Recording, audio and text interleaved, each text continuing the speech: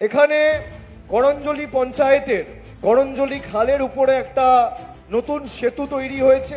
আগে কাঁচা সেতু ছিল, অ্যাম্বুলেন্স বা গাড়ি যাতায়াত করতে পারতো না, এবং এখানে করঞ্জলির সাথে রামকৃষ্ণপুর জিপি, বেলপুকুর জিপি, নিশ্চিন্তপুর এবং দাসপাড়া খুব সহজেই এখন পেরিয়ে গিয়ে সরাসরি 117 নম্বর যে হাইওয়ে রয়েছে সেখানে সাধারণ মানুষ আসতে পারেন বা পৌঁছাতে পারেন।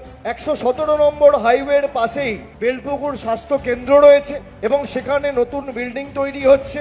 বেলপুকুর, গাজীপুরের একাধিক মানুষ, পরিবারের একাধিক এলাকার মানুষ এর কারণে উপকৃত হবে।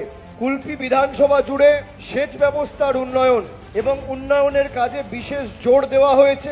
বিধানসভা জুড়ে ছোট বড় সমস্ত খালগুলি প্রায় সংস্কারের কাজ কিছু জায়গায় চলছে, কিছু জায়গায় ইতিমধ্যেই শেষ হয়েছে। ফলে রামকৃষ্ণপুর, ঈশ্বরীপুর, বেলপুকুর, কুলপি জিপির কয়েক হাজার মানুষ উপকৃত হয়েছে।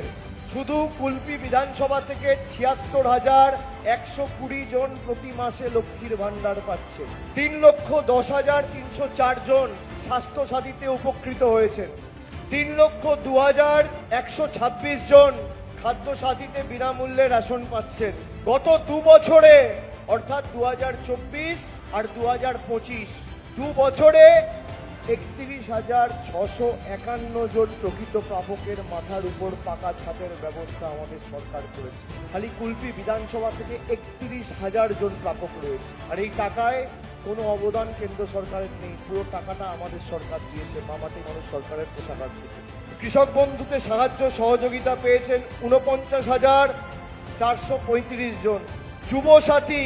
যুবসাথীতে ১৬,৯৯৬ জন ইতিমধ্যেই ব্যাংকে ১৫০০ টাকা করে পেয়ে গেছেন যারা যুবসাথীর ফর্ম ফিল আপ করেছেন।